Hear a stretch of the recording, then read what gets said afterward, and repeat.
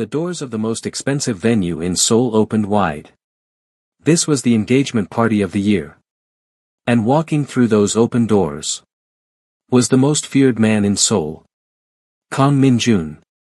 The room shifted the moment he entered. There was no announcement. No dramatic pause in the music. Nothing so obvious. It was subtler than that, the way a cold wind moves through a room without anyone seeing where it came from. Conversation stopped mid-sentence. Glasses paused halfway to mouths. Eyes moved toward the entrance simultaneously, drawn by something that could not quite be named but could absolutely be felt. He walked forward without acknowledging a single person. Calm. Unbothered. Shoulders relaxed, jaw set, hands easy at his sides. The way a man walks when he has spent his entire life in rooms that were afraid of him and has long since stopped noticing. And right beside him was a woman nobody in that room recognized. Not Korean.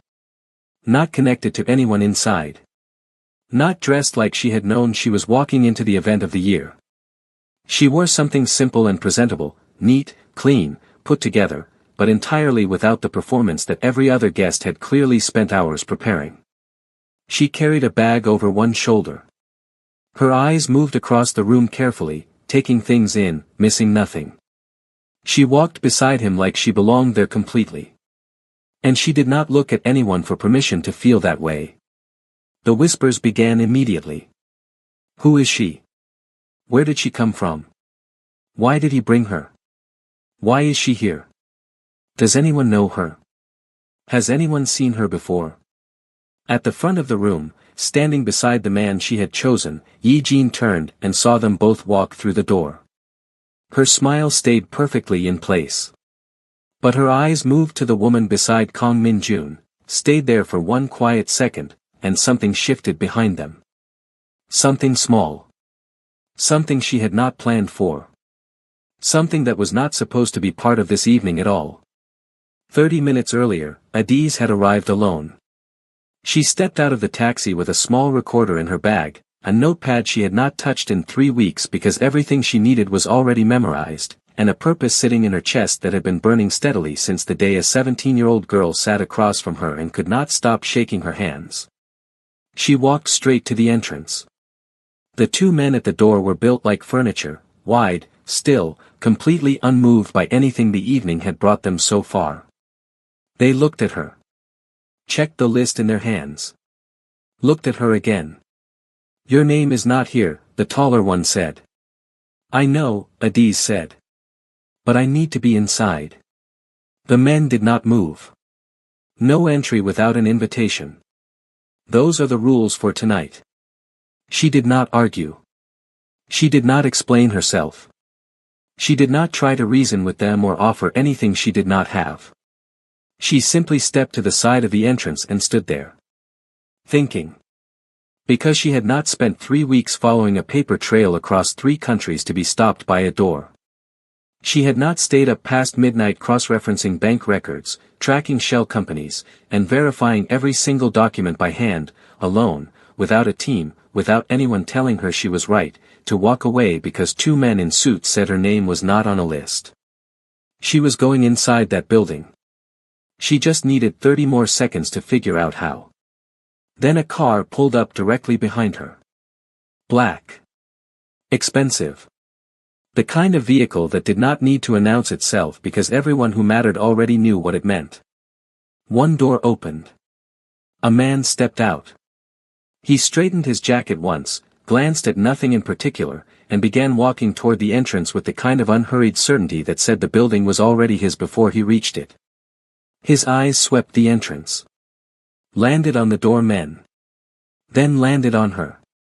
Then moved to the expression on her face, the quiet, contained, completely undefeated expression of a woman standing outside a door she had every intention of walking through, and something in his eyes registered it. She's with me, he said, without stopping, without looking back, without breaking his stride for even half a second. The doormen stepped back immediately. No questions. No hesitation. No looking at the list again. They simply moved, the way people move when a name carries enough weight that arguing with it would be its own kind of mistake. Adiz picked up her bag. Fell into step beside him.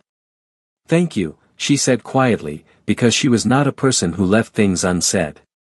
He did not respond. But he did not walk ahead of her either. They entered the room together, the most feared man in Seoul and a Nigerian woman with a recorder in her bag, and the engagement party of the year welcomed them both without knowing what either of them had actually come for. They sat down beside each other at one of the long tables near the center of the room. Two complete strangers. Joined by nothing more than a door and a four-word sentence. Neither of them had planned this. Neither of them owed the other anything. And yet here they were, sitting close enough to speak quietly, surrounded by a room full of people who were watching them both without quite having the nerve to be obvious about it. Adiz placed her bag carefully under her chair. Adjusted it once so she knew exactly where it was. Then sat up straight and looked forward. Kang Min-jun straightened the front of his jacket. Rested one hand on the table. Said nothing. Neither of them spoke for a moment. Then the music in the room changed. Something warmer, slower, designed to pull at something inside people. The guests turned in their seats. The crowd near the entrance parted. And Yi-jin and Choi Byung-soo walked in together. She moved through the room like she had rehearsed it, and maybe she had, because every step was exactly right. Her dress caught the light with each movement, something ivory and fitted that made the whole room seem like it had been decorated around her. Her hand rested on his arm lightly, confidently. Her smile was warm and open and completely believable. Choi Byung-soo walked beside her like a man who had just won something enormous and was not yet tired of knowing it. He looked down at her the way men look at things they are proud to own, with that particular mixture of affection and satisfaction that comes when the thing you wanted has finally, completely, become yours. The guests erupted. Applause broke across the room like a wave hitting shore, sudden, full, loud enough to fill every corner of the venue. People stood. Glasses rose. Some guests wiped their eyes, genuinely moved by what they were watching. The couple moved through the celebration slowly, stopping to embrace people, leaning in for words that couldn't be heard across the room, laughing at exactly the right moments. Everyone believed it. Every single person in that room was completely convinced that what they were watching was real, two people in love, one beautiful night, a future that would be exactly as good as this moment promised. Adiz watched Choi Byung-soo from across the room. Beside her, Kang Min-jun watched Yi-jin. His face did not change. Not one muscle moved in a way that gave anything away. But the hand resting on the table was still, too still, the kind of stillness that is not peace but is something just below it, something that has learned to wear peace like a coat. There are things about Kang Min-jun that Seoul knows and things that Seoul only suspects and things that only the people closest to him have ever seen clearly, and even they do not see all of it. What Seoul knows is this: he built his organization from nothing. He started with very little and turned it into something that now touches more parts of this city than most people realize.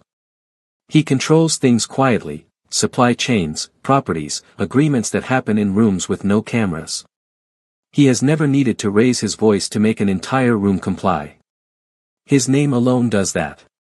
He is 34 years old and he has not once in his adult life needed anyone's help to get somewhere he wanted to go. What Seoul suspects is that underneath all of that, there is something colder. Something more precise. A version of him that appears only when something or someone has made the mistake of crossing a line he has drawn somewhere no one else can see. Most people never encounter that version. The ones who do not talk about it openly. What only the people very close to him know, and even then, imperfectly, is that there was a woman who got past all of it. Yi-jin had not been intimidated by what he was. She had not been impressed by it either, which was rarer, and which he had not known how much he needed until she was already there. She was warm in a specific way, the kind of warmth that does not perform itself, that does not ask to be noticed. She laughed at things that were actually funny. She told him when he was wrong. She sat beside him in silence without needing to fill it, and somehow that silence always felt like the most honest conversation he'd had all week. He had been careful with her. Genuinely careful, In the way a man who has spent his whole life being reckless with everything else sometimes discovers that one thing he cannot afford to break. He had been present in ways his world would never understand or reward. He had built something with her, small and private and real, that had nothing to do with anything his name or his money had ever built before. Then she decided that a man whose name made rooms go quiet was not the life she wanted. She did not fight him about it. She did not give him a moment he could push back against.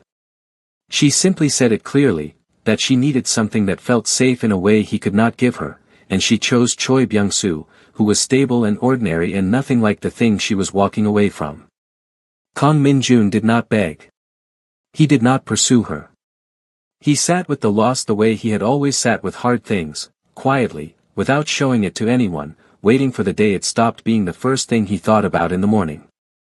When the engagement invitation arrived, his people assumed he would throw it away without reading it. They did not say this out loud, but he could see it in the way they did not comment when they handed it over. He looked at it for a long time. Then told his driver to add the venue to the evening schedule. Because showing up, composed and completely unbothered, was the only answer worth giving to an invitation that had probably been sent half hoping he would fall apart. He was not going to fall apart. He never did. The party was everything it had been designed to be. Elegant. Expensive. Every single detail executed with the kind of precision that takes months to plan and serious money to pull off. The flowers. The lighting. The music chosen carefully for each part of the evening. The staff who refilled glasses before they were empty, who removed plates before anyone noticed they were done. Everything working together to create one feeling, that the people at the center of this room were exactly as special as they believed themselves to be. Choi Byung-soo moved through it all like a man who had never once, in his entire life, done anything he needed to be ashamed of. He laughed easily. He shook hands with both of his. He listened to the older men with that particular expression of respectful attention that wealthy people love to see in younger ones. He touched Yi Jin's back gently whenever she was near him, a small, public gesture that said everything it was supposed to say. He was warm. He was charming. He was exactly the kind of man who made everyone in a room feel like they had known him for years. Adiz watched him from across the room. And thought about Amara. 3 weeks ago, Amara had sat across from her in a small office with plastic chairs and a window that didn't quite close properly, and she had told Adiz everything. She was 17. Small for her age, with eyes that had the look of someone who had been asked to carry adult weight before she was ready for it, that particular exhaustion that doesn't come from physical tiredness but from having to understand too much too soon. Her hands would not stop moving while she talked. Folding against each other. Unfolding. Pressing flat against her thighs, then rising again. She told Adiz about how Choi Byung-soo had come into their lives as an investor. He had been introduced through a church contact, someone her father trusted, someone who vouched for him without hesitation. He had been pleasant from the first meeting. Professional. He spoke about opportunities with the specific confidence of a man who had done this many times and always delivered. He listened when her father talked about the business, 15 years of careful, unglamorous work building a small fabric supply company from one market stall to something real. He told her father he could double it within 2 years. Her father believed him. In the weeks that followed, Choi Byung-soo became a regular presence. Dinners at the house. Long conversations about the future. Documents signed at the kitchen table while her mother made tea. Her father's savings, everything, the account he had been building since before Amara was born, transferred into what Choi Byung-soo called a joint investment structure. Then the small business itself, reorganized under a new company name. Then the house used as collateral for a loan Amara's father did not fully understand he was signing. Then Choi Byung-soo stopped answering calls. By the time her father contacted a lawyer, a real one, not the man Choi Byung-soo had recommended, the accounts were empty. The business had been dissolved. The loan was real and the debt was real and none of the investment documents her father had signed were worth anything at all. Everything was gone. Her father fought it for 8 months. Tried to find Choi Byung-soo. Filed reports. Talked to everyone who would listen. But a man who builds his crimes carefully across enough distance and enough paperwork is very difficult to pin down, and by the time the trail grew cold, her father had no money left to keep a lawyer and no strength left to keep fighting. His health went first. Then his will. Then, 6 months after the last account was emptied, he died. Not from one thing. From the weight of everything, accumulated and carried alone, pressing down on a man who had spent 15 years doing everything right and had still lost it all. Amara told Adiz all of this without crying.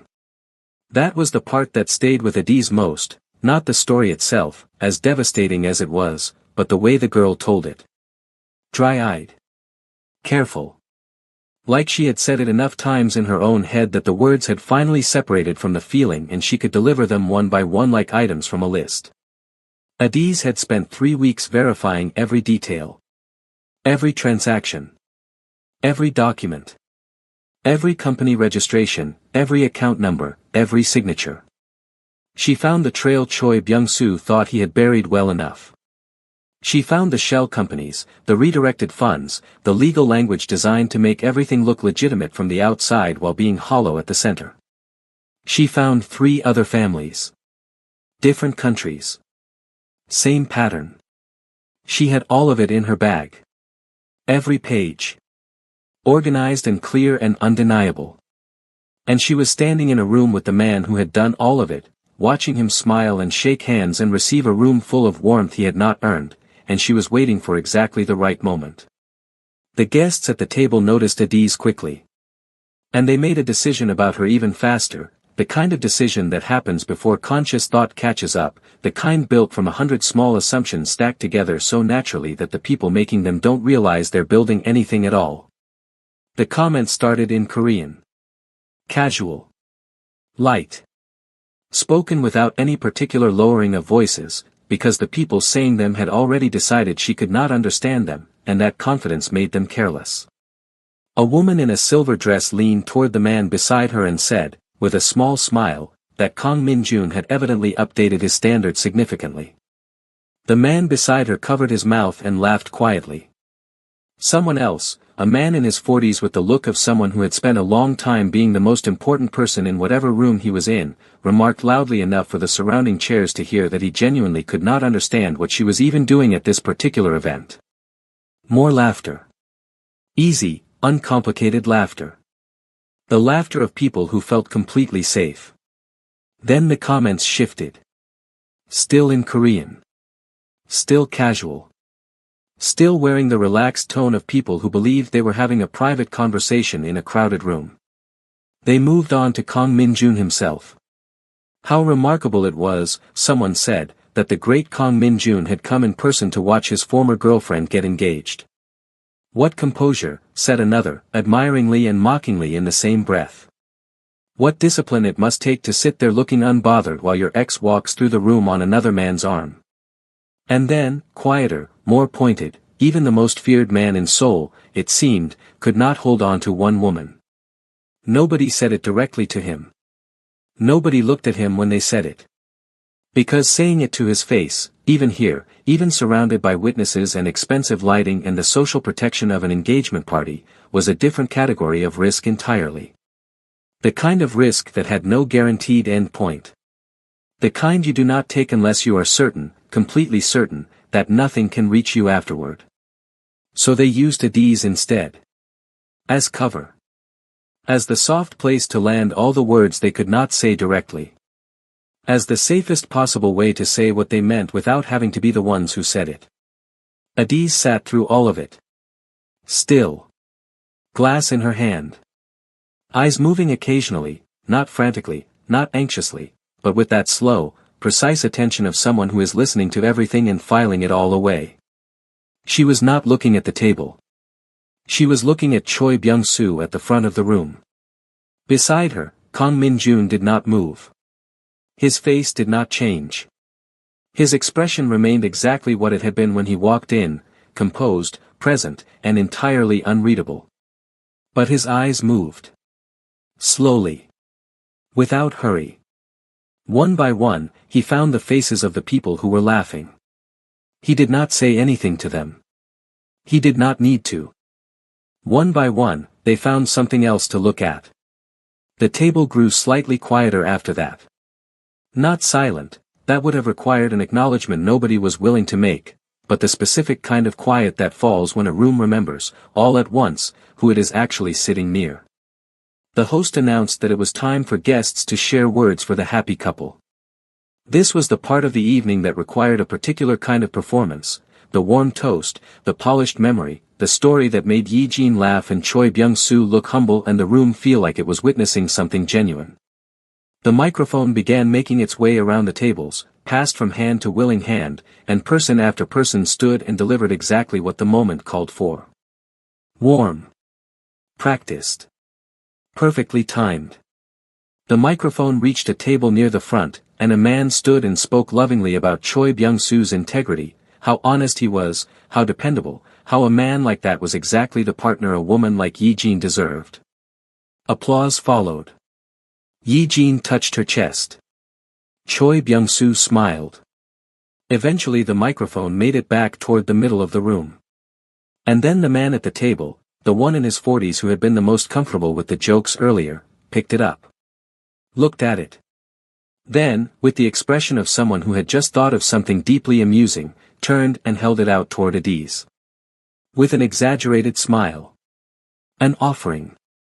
The kind that is not really an offering at all.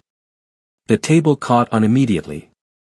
Laughter started before she had even moved, anticipatory laughter, the kind that is already responding to the punchline before it happens, because the punchline was assumed to be simple. She would look confused, or shake her head, or reach for the microphone and produce nothing useful, and the whole table would have one more small, comfortable thing to feel superior about before the evening continued. Adiz set down her glass. She stood up. She took the microphone. The laughter continued for exactly 3 more seconds. Then it stopped. Because she began to speak in Korean. Not halting Korean. Not accented, careful, effortful Korean. Fluent, clear, unhurried Korean, every syllable placed with the kind of precision that comes from years, not months, not weeks. The kind of fluency that could only have come from someone who had sat inside the language long enough for it to stop feeling foreign. The room did not just go quiet. It went completely, physically still. Like someone had reached into the air and removed all the movement from it at once. Adiz stood with the microphone and did not look at anyone's expression of shock. She did not acknowledge the table beside her. She did not pause to enjoy the silence, though she had earned the right to. She began by congratulating Yi-jin warmly, sincerely, looking at her directly as she spoke, because Yi-jin had done nothing wrong, and Adiz was a precise woman who aimed at only what she intended to hit. Then she turned to Choi Byung-soo. And she told the room about a family. She told them about a man who had spent 15 years building something small and real, a fabric business, nothing grand, nothing glamorous, just a man's honest work repeated every day for 15 years until it became something his daughter could be proud of. She told them about a 17-year-old girl who watched everything that business represented disappear across the span of a few weeks. She did not rush this part. She let the room sit with the image of the girl, 17, watching, unable to do anything to stop it. Then she told them about the investor. The man who came with documents and confidence and a warm handshake. The man who reorganized everything, moved the money, used the house as collateral, and then, simply, stopped answering. She described the debt. The failed legal attempt. The months of fighting. The health that broke under a weight that was never supposed to be there. The father who died. She told it the way truth sounds when it has been carefully carried for a long time and is finally, carefully, being set down. Not dramatically. Not with tears or a raised voice or any of the theatrical tools that can sometimes make people dismiss a story as performance. Just the facts. Delivered in the language of the room she was standing in. Given to every person present whether they wanted to receive them or not. Then she reached into her bag. Pulled out the folder. Held it up so the room could see it clearly. Every transaction, she said. Every signature. Every account number. Every transfer. Every company name. She looked directly at Choi Byung-soo. All of it leads here. All of it leads to this room. All of it leads to you. She set the microphone down on the table. The room erupted. Not with applause, with the particular chaos of a space where something irreversible has just been said. Voices rising. Chairs shifting. Heads turning toward Choi Byung-soo, toward Yi Jin, toward the documents, toward each other. Choi Byung-soo moved through the crowd toward her immediately. His face had changed completely. The warmth was gone. The polish was gone. What was underneath, tight, furious, frightened in a way that expressed itself as aggression, was now entirely visible. His hand reached toward the microphone. His mouth was already forming the words he intended to use to undo what she had just done. He did not reach it. Kang Min-jun stood up.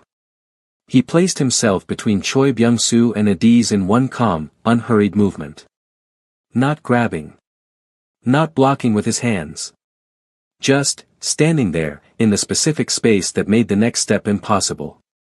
He did not touch Choi Byung-soo. He did not raise his hands or his voice or produce anything that could be described later as a threat. He simply looked at him. With the particular stillness of a man who has never once, in 34 years of building something that required a certain kind of people to respect him, needed to explain what he was capable of. Choi Byung-soo stopped. His hand dropped. He was close enough to see Kang Min-jun's eyes clearly, and whatever he found there was enough to make the body make its own decision before the mind finished arguing. The room held its breath. Not one person spoke. Not the host. Not the staff. Not the guests who had been watching and whispering and moving since Adiz started talking. The whole venue was suspended, waiting, still, the way a room waits when it understands that something is happening that it cannot afford to miss. Kang Min-jun held Choi Byung-soo's gaze for one long, unhurried moment. Then he turned away. He picked up the microphone. Straightened it in his hand once. And spoke. Quietly. No raised voice. No performance. Speaking to every person in that room the way a man speaks when he does not need anything from them and therefore has no reason to be anything other than completely honest. He said he had come tonight because he received an invitation. He said he came because he was not a man who avoided uncomfortable rooms. He said both of these things without apology and without bitterness, just plainly, as simple facts. Then he looked at Choi Byung-soo. A man who builds his life on top of other people's losses, he said. He paused. Not for effect. For the word itself to land where it was meant to land. Is not a man who deserves a room like this. He set the microphone down on the table. He buttoned the front of his jacket. And he walked toward the exit. The room did not make a sound. Not while he was walking. Not while he reached the door. Not until after he had already passed through it. Adiz picked up her bag. She lifted the folder from the table where she had set it, and placed it back down, open, in the center where every person sitting nearby could see exactly what was inside. Then she followed him out. Behind them, the room found its voice again. Slowly at first. One person to the next. Then faster. Then all at once, the way a fire catches when it finally reaches the material it was always going to burn. The whispers turned into questions. The questions turned into conversations. The conversations turned into something that would not stop, not that night, not the next morning, not for a long time after that. Outside, the night air was clean and cold. Seoul moved the way it always moved, loud, lit, relentless, the city going about its business with the complete indifference it reserved for everything that happened inside buildings while it kept running outside them. Headlights swept past. Music drifted from somewhere down the street. The evening was going on exactly as it had before, because that is the thing about nights that feel enormous from the inside, the world outside does not feel them at all. The two of them stood on the steps. Just that. Just two people in the cold air, the venue door behind them, the city in front of them. Kang Min-jun turned to look at her. For a moment, he simply looked, the way a person looks when they are seeing something clearly for the first time and are taking the time to make sure they have it right. "How long were you planning that?" he asked. 3 weeks, she said. "Alone?" She met his eyes. "Always alone." He was quiet for a moment. Something moved across his face, too quick to name, gone before it could settle into any recognizable shape. "I want to do something for you," he said. She tilted her head slightly. He continued. "You saved me from walking into that room and becoming the story everyone told afterward." He said it directly, without dressing it up, the way someone speaks when they have decided honesty is more useful than pride. "Name something. Anything reasonable. Consider it done." Adiz looked at him for a moment. She shook her head. "I didn't do it for you," she said simply. Her voice was not cold. It was just honest, with the specific, clean quality of a person who has never needed their honesty to be softer than it is. "I did it for a 17-year-old girl who lost her father. I did it because a man who does what he did to that family does not get to stand in a beautiful room receiving gifts and good wishes while she sits somewhere carrying all of it alone." She adjusted the strap of her bag on her shoulder. "You just happened to be standing at the door." She started down the steps. He watched her go. 1 step. 2. Her footsteps steady on the stone, not hurrying, not performing her exit for anyone. Just going, the way she had come, with a purpose that had nothing to do with him and did not ask him for anything. Kang Min-jun stood on those steps and felt something he had not felt in a long time. He was a man who always had something to say. Always had the next move mapped, the next word ready, the next position prepared so far in advance that silence in a conversation was almost never something that happened to him, it was something he used deliberately, as a tool. But right now, he had nothing. She had walked away from him, not cruelly, not dramatically, not to make a point, and he had absolutely nothing to offer into the space she left behind.